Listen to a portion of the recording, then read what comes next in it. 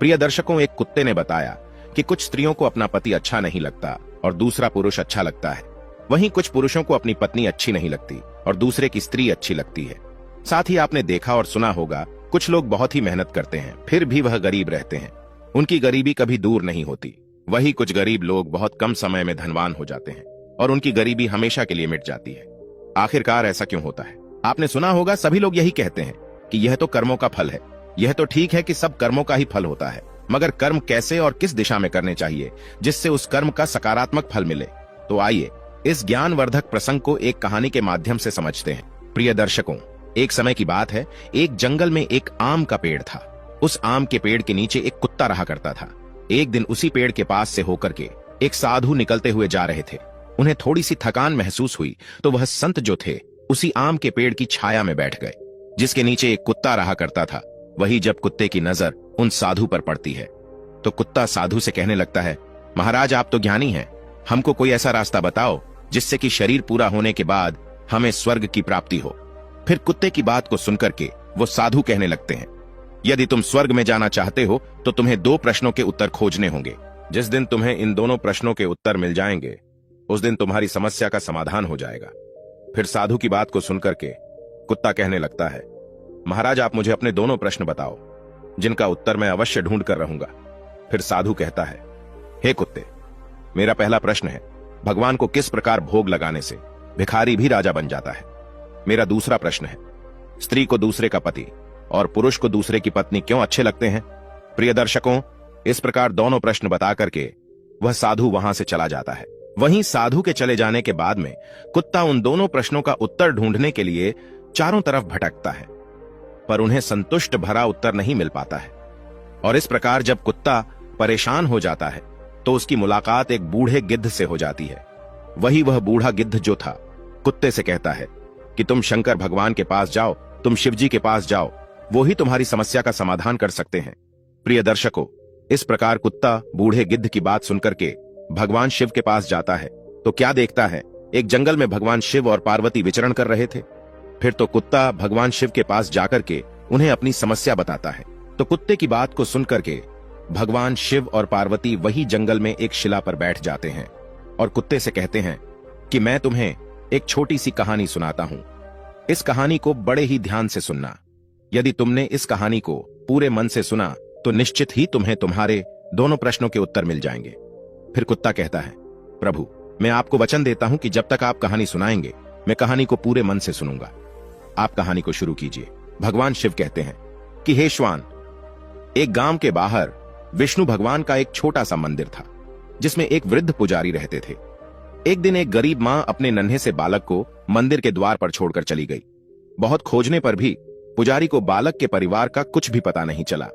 जब गांव का भी कोई व्यक्ति उस बालक का लालन पालन करने को तैयार नहीं हुआ तो पुजारी ने विष्णु भगवान की इच्छा समझ करके उस बच्चे को अपने पास रख लिया और उस बच्चे का नाम चंदन रख दिया। वहीं गांव के श्रद्धालु भक्तों से जो कुछ भी प्राप्त होता था उसी से भगवान विष्णु का और पुजारी का और उस बालक चंदन का गुजारा चलता था। और यदि किसी दिन भोग कम भी पड़ जाता था तो पुजारी जो था भगवान को भोग लगा करके और स्वयं और उस बालक को गंगाजल पिला करके केवल सो जाते थे। वहीं धीरे धीरे चंदन बड़ा होने लगा और अब वह पुजारी के कामों में हाथ बटाने लगा। वृद्ध पुजारी के थके हारे हाथों को अब कुछ आराम मिलने लगा। इसीलिए पुजारी ने अब चंदन को मंदिर की सफाई, भगवान विष्णु की पूजा और उनको भोग लगाने और उनकी आरती करने की विधि अच्छी प्रकार से समझा दी। और स्वयं पुजारी जो थे भगवान विष्णु के नाम जप और संकीर्तन में अपना समय व्यतीत करने लगे। वहीं एक दिन भगवान विष्णु के मंगलकारी नाम का जप करते हुए उन पुजारी के प्राण छूट गए। अब पुजारी की मृत्यु हो जाने के बाद में वह चंदन नामक बालक जो था उसका संसार में भगवान विष्णु के अलावा कोई दूसरा सहारा नहीं रहा, क्योंकि उस बच्चे को पुजारी ने ही पाला था। वही पुजारी ने मरने से पहले उस चंदन को 3 बातें बताई थी। पहली बात, हमेशा विष्णु भगवान को ताजी गर्म रसोई का ही भोग लगाना। दूसरी बात, भगवान को भोग लगाए बिना स्वयं कुछ भी नहीं खाना। तीसरी बात, भगवान विष्णु पर विश्वास रखकर कभी भी किसी भी वस्तु का संग्रह नहीं करना, बासी भोजन का भी नहीं। वहीं उस चंदन नामक व्यक्ति को पुजारी की तीनों बातें ठीक से याद थीं और वह चंदन उन तीनों ही बातों का बड़े ही ध्यान से पालन करता था। यदि कोई भक्त पहले से बना भोजन या मिठाई मंदिर में दे जाता तो बालक चंदन जो था उसे गरीबों में बांट देता था। बड़ी ताजी रसोई बनाकर ही भगवान विष्णु को भोग लगाता था। उसके बाद ही स्वयं प्रसाद ग्रहण करता था और यदि फिर भी बच जाता था तो उसे बांट देता था। भगवान शिव कहते हैं कि हे तोते, यदि रसोई बनाने को सामग्री नहीं होती थी तो भगवान विष्णु और वो बालक चंदन दोनों गंगाजल पीकर ही रह जाते थे। एक दिन बरसात का मौसम आया और 3-4 दिन तक मूसलाधार बरसात होने से मंदिर में एक भी भक्त नहीं आया। वहीं चंदन अपने विष्णु भगवान को गंगा का ही भोग लगाता रहा और उसे ही पीकर स्वयं भी समय गुजारता रहा। उधर भगवान विष्णु उस बालक चंदन की भक्ति और सहन शक्ति की परीक्षा लेते रहे, किंतु आखिर में अपने भक्त बालक को भूख से तड़पते देख करके भगवान विष्णु से रहा नहीं गया और विष्णु जो थे सेठ के नौकर का रूप धर करके हाथ में भोजन सामग्री की पोटली लेकर के बरसात में भीगते हुए मंदिर के द्वार पर जा पहुंचे। और इस प्रकार विष्णु ने मंदिर पर आवाज लगा करके उस चंदन को बुलाया और उसके हाथ में पोटली देते हुए कहा, ये कच्चा राशन सीधे के रूप में सेठ जी ने तुम्हारे पास भेजा है, इसे रसोई बनाओ, भोग लगाओ और स्वयं भी प्रसाद पाओ, मैं कल फिर आऊंगा। वहीं चंदन भगत ने आशीर्वाद देकर के और सूखी गीली लकड़ियों के धुएं में गर्म रसोई बना करके भगवान विष्णु को भोग लगाया।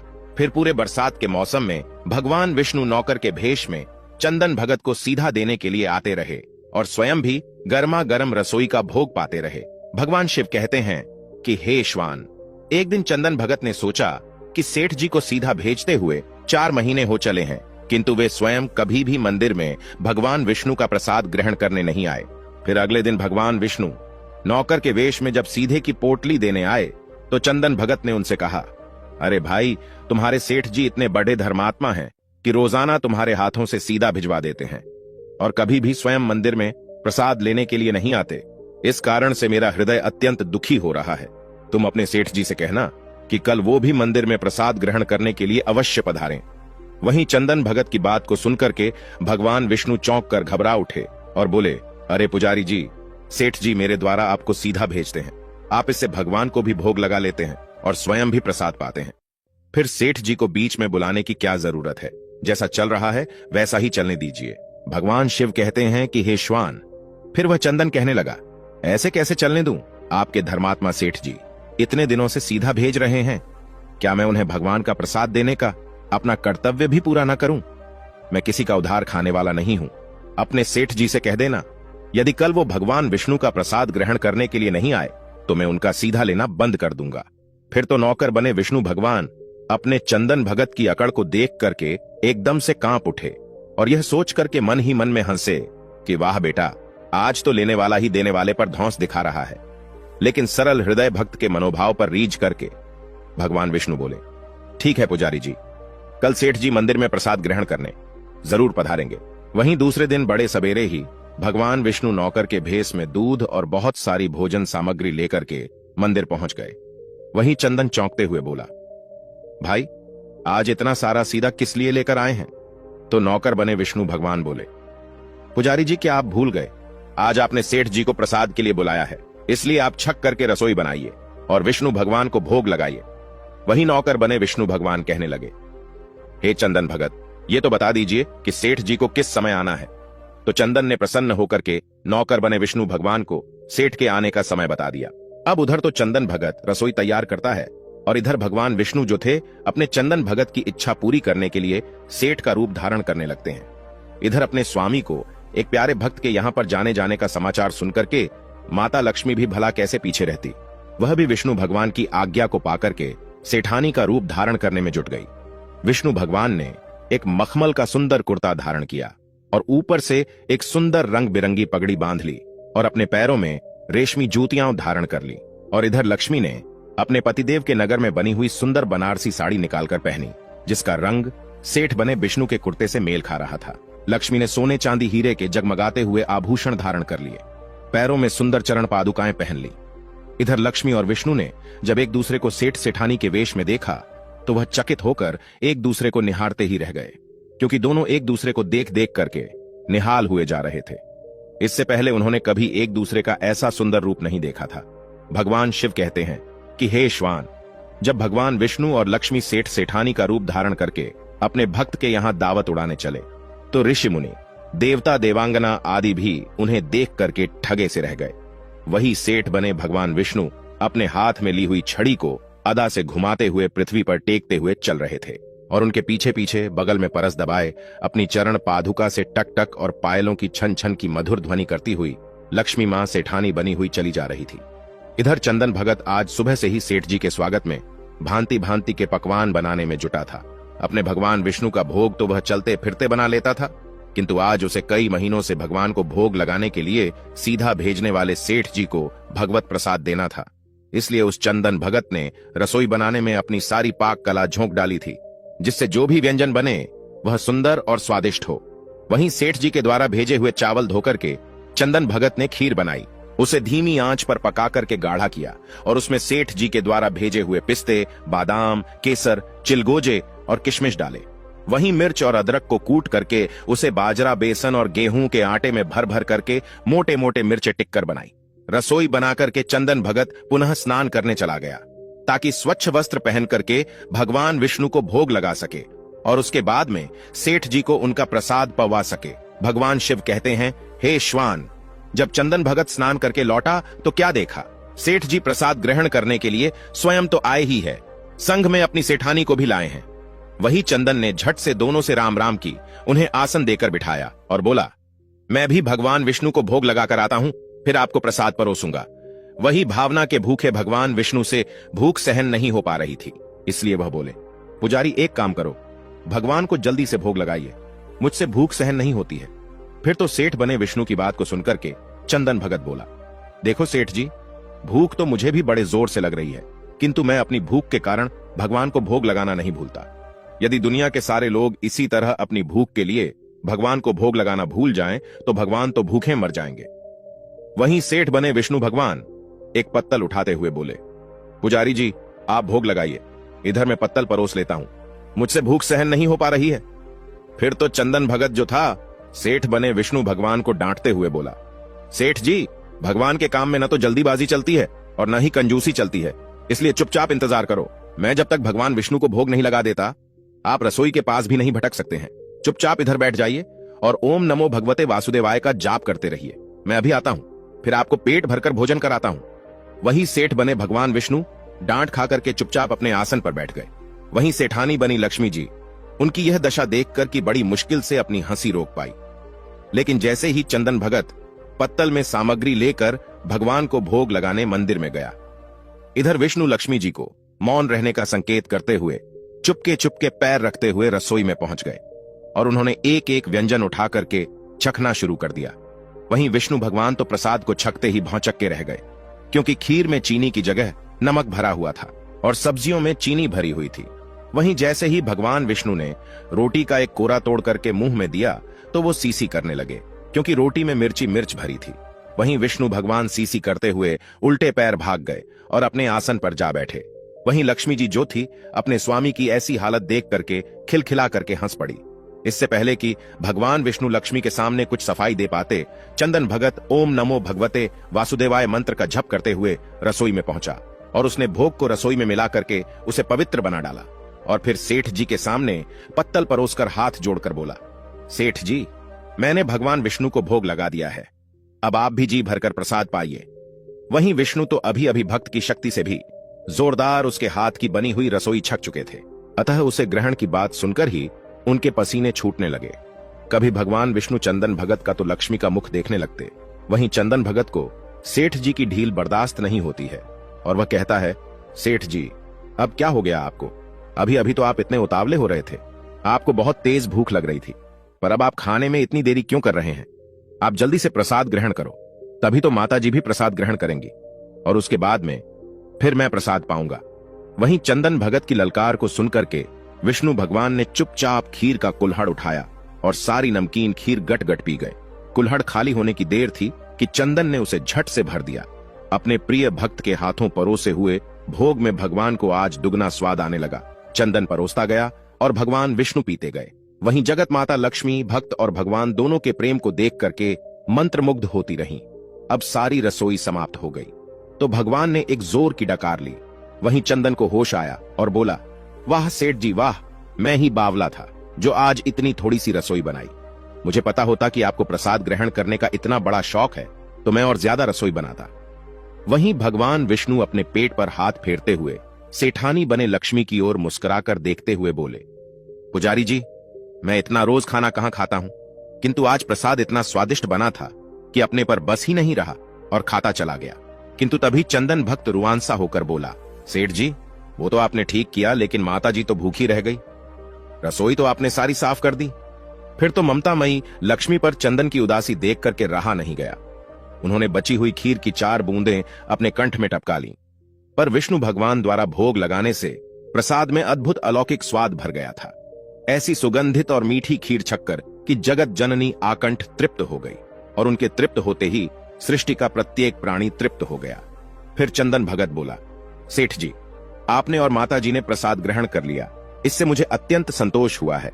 समझ लीजिए, आप दोनों द्वारा प्रसाद ग्रहण करने से मेरा पेट भर गया। मेरी तो वैसे भी महीने में 4-4 एकादशी हो जाती हैं, किंतु मैं भी एक दाना ले ही लेता हूं, जिससे कि विष्णु भगवान के प्रसाद का अनादर ना हो। और ऐसा कह करके चंदन भगत ने खीर के पात्र में लगा हुआ एक चावल का दाना उठा करके अपने कंठ में डाल लिया। वहीं चावल के एक दाने से ही उस चंदन भगत की जन्म जन्मांतर की भूख प्यास मिट गई और समस्त वासनाओं और इच्छाओं की तृप्ति हो गई। भगवान शिव कहते हैं कि हे श्वान, वहीं उसके ज्ञान के नेत्र खुल गए और उसने क्या देखा कि उसके सामने यानी चंदन भगत के सामने भगवान विष्णु और जगत जननी लक्ष्मी जी आशीर्वाद की मुद्रा में मुस्कुराते हुए खड़े हैं। फिर तो भगवान विष्णु और लक्ष्मी का असली रूप देख करके चंदन भगत दौड़ करके उनके चरणों में लौट गया। वहीं भगवान विष्णु ने चंदन भगत को अपने हाथों से उठा करके अपने सीने से लगा लिया और कहा, बेटा बताओ, तुम्हें क्या चाहिए? मैं तुम्हारी भक्ति से बहुत ही प्रसन्न हूं, जो इस प्रकार से भगवान को भोग लगाते हैं, सच्ची निष्ठा के साथ में उन पर आस्था रखते हैं, उनके जन्म जन्मांतर के पाप दूर हो जाते हैं और उनकी गरीबी हमेशा के लिए दूर हो जाती है। वहीं चंदन भगत कहने लगा, प्रभु, मुझे कुछ नहीं चाहिए, केवल आपका प्यार चाहिए। वहीं भगवान विष्णु कहते हैं, नहीं चंदन, तुमने अब तक गरीबी देखी है। मैं तुम्हें वरदान देता हूं कि तुम इस राज्य के राजा बनकर के इस राज्य का सुख भोगोगे और शरीर पूरा होने के बाद में तुम्हें स्वर्ग की प्राप्ति होगी। और फिर ऐसा कहकर के भगवान विष्णु और लक्ष्मी अंतर्ध्यान हो जाते हैं। वही गरीब चंदन जो था, भगवान को नित्य नियम से भोग लगा करके स्वयं भोजन करता था, जिसका उसे फल मिला कि वह भिखारी से राजा बना। भगवान शिव कहते हैं कि हे श्वान, उसी विष्णु भगवान के मंदिर के पास में एक किसान अपनी पत्नी के साथ में एक झोपड़ी बनाकर रहता था, और मंदिर में जो भी स्त्री या पुरुष पूजा के लिए आते जाते थे, वह किसान मंदिर पर आने वाली स्त्रियों को घूर घूर कर देखता रहता था और अपनी दृष्टि गलत रखता था। वहीं उस किसान की पत्नी मंदिर पर आने वाले पुरुषों को घूर घूर कर देखती रहती थी। अब समय इस प्रकार से धीरे धीरे गुजरता गया।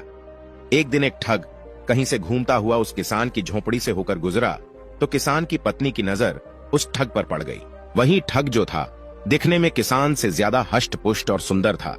देखते ही देखते वो किसान की पत्नी उस ठग को अपना दिल दे बैठी। वहीं मौका पाकर के किसान की पत्नी ने उस ठग से कहा, मैं तुम्हें बहुत पसंद करने लगी हूं, तुम मुझे अपने साथ ले चलो। भगवान शिव कहते हैं कि हे श्वान, फिर उस किसान की पत्नी की बात सुनकर के वो ठग राजी हो गया और किसान की पत्नी से कहा, तुम्हें घर में जितना भी धन माल मिले चुपचाप निकाल कर ले आओ, फिर हम दोनों यहां से कहीं दूर चल के सुख का जीवन जिएंगे। वहीं वह किसान की पत्नी घर में घुसती है और जितना भी धन चुरा सकती थी उतना ले करके उस ठग के पास आ जाती है, और फिर वह ठग उस किसान की पत्नी को लेकर के गांव से दूर निकल जाता है। वही थोड़ी देर के बाद में एक ठगनी उसी किसान की झोपड़ी से होकर गुजरती है। फिर उस किसान की नजर उस ठगनी पर पड़ती है। वही ठगनी किसान की पत्नी से बहुत ज्यादा सुंदर थी, इसलिए किसान उस ठगनी को अपना दिल दे बैठा और मौका पाकर के उस ठगनी से कहता है, मैंने तुम्हें जब से देखा है मुझे कुछ भी अच्छा नहीं लग रहा है, मैं तुमसे प्यार करने लगा हूं। फिर ठगनी ने कहा, तो क्या चाहते हैं? फिर किसान ने कहा, हम तुम कहीं दूर चल करके एक साथ सुखपूर्वक रहेंगे। भगवान शिव कहते हैं कि हे श्वान, इस प्रकार उस किसान की बात सुनकर के वह ठगनी तैयार हो गई। फिर वह किसान जो भी धन माल उसके पास था उस सबको लेकर के उस ठगनी के साथ में गांव से दूर निकल जाता है। वहीं कुछ समय चलने के बाद में वह किसान की पत्नी और वह ठग, उधर किसान और ठगनी, इन सभी को चलते चलते एक नदी मिल जाती है। वहीं नदी के एक स्थान पर वो किसान की पत्नी और ठग बैठ जाते हैं और नदी के दूसरे दूर स्थान पर वो किसान और ठगनी बैठ जाते हैं। वहीं न तो किसान को अपनी पत्नी के बारे में पता है कि वह ठग के साथ चली गई है, ना ही किसान की पत्नी को किसान के बारे में पता है कि वह ठगनी के साथ चला गया है। भगवान शिव कहते हैं कि हे श्वान, नदी पर पहुंचने के बाद में वह ठग किसान की पत्नी से कहता है कि तुम यह गहना मुझे दे दो, मैं पहले इस गहने को नदी के पार रखा आऊं, फिर तुम्हें नदी पार कराऊंगा। वहीं ठग की बातों में आकर के किसान की पत्नी धन उस ठग को दे देती है। वहीं वह ठग जो था धन माल लेकर के उस किसान की पत्नी को उसी नदी में ढकेल देता है और धन माल लेकर के वहां से चला जाता है। वहीं दूसरी तरफ ठगनी जो थी उस किसान से माल लेकर के उस किसान को नदी में धोखे से ढकेल देती है और माल लेकर के दूर चली जाती है। भगवान शिव कहते हैं कि हे श्वान, इस प्रकार वह किसान और उसकी पत्नी नदी में डूबते उछलते हुए एक स्थान पर मिल जाते हैं और फिर दोनों को अपनी अपनी गलती पर बड़ा पछतावा होता है। वहीं उस नदी के आसपास उन दोनों को बचाने वाला कोई नहीं होता है और इस प्रकार किसान और उसकी पत्नी की नदी में डूबकर मौत हो जाती है। अंत में भगवान शिव कहते हैं कि हे श्वान, जो अपने का नहीं हुआ वह किसी और का नहीं हो सकता है। अब तुम अपने पहले प्रश्न का उत्तर सुनो। तुम्हारा पहला प्रश्न था कि भगवान को किस प्रकार भोग लगाने से भिखारी भी राजा बन जाता है। तो समझ लो, जिस प्रकार इस कहानी में एक गरीब चंदन ने विष्णु लक्ष्मी का भोग लगाया और सेवा की, उसी प्रकार जो भी इंसान गरीब चंदन की तरह सच्चे मन से पूरी आस्था के साथ में नियमानुसार भगवान का भोग लगाता है, वह भगवान की कृपा से निश्चित राजा बन जाता है। जिस प्रकार से वह गरीब चंदन एक राजा बन गया, इसलिए हर इंसान को रोजाना सच्चे मन से नियमानुसार भगवान का भोग रोजाना लगाना चाहिए। उसके बाद ही स्वयं भोजन ग्रहण करना चाहिए। यदि जो भी इंसान ऐसा करता है तो निश्चित ही लक्ष्मी की उस पर कृपा होती है और ऐसा व्यक्ति भिखारी होकर भी राजा बन जाता है। भगवान शिव आगे कहते हैं कि हे श्वान, अब तुम अपने दूसरे प्रश्न का उत्तर सुनो। तुम्हारा दूसरा प्रश्न था कि स्त्री को दूसरे का पति और पुरुष को दूसरे की पत्नी क्यों अच्छे लगते हैं। तो समझ लो, तो जो स्त्री या पुरुष चरित्रहीन होते हैं, ऐसे चरित्रहीन स्त्री या पुरुष को हमेशा दूसरे का पति या दूसरे की स्त्री अच्छे लगते हैं। जिस प्रकार से वो किसान और उसकी पत्नी दोनों ही चरित्रहीन थे। न किसान को अपनी पत्नी अच्छी लगती थी और न ही किसान की पत्नी को अपना पति किसान अच्छा लगता था। इसलिए उन्होंने चरित्रहीनता की, और जो चरित्रहीनता करते हैं उन्हें निश्चित एक दिन अपने कर्मों का भोग भोगना पड़ता है। इसी वजह से उस किसान और उसकी पत्नी की नदी में डूबकर मृत्यु हुई। पति पत्नी के बीच सच्चा प्रेम, वफादारी, सेवा, आत्मीयता, विश्वास तभी रह सकता है जब उनमें एक निष्ठा का व्रत हो। यदि कोई स्त्री अनेक पुरुषों से या कोई पुरुष अनेक स्त्रियों से गुप्त संबंध स्थापित करता है तो उसके शरीर में, रक्त में, मन में, मस्तिष्क में अनेक तत्व मिल जाने के कारण अस्थिरता, खींचतान, आकर्षण, विकर्षण के दौर चलने लगते हैं। ऐसी अवस्था में सच्चा प्रेम, वफादारी एवं आत्मीयता असंभव है। व्यभिचारी स्त्री पुरुषों का दाम्पत्य जीवन हमेशा कपट, धूर्तता, मायाचार और छल से भरा हुआ होता है।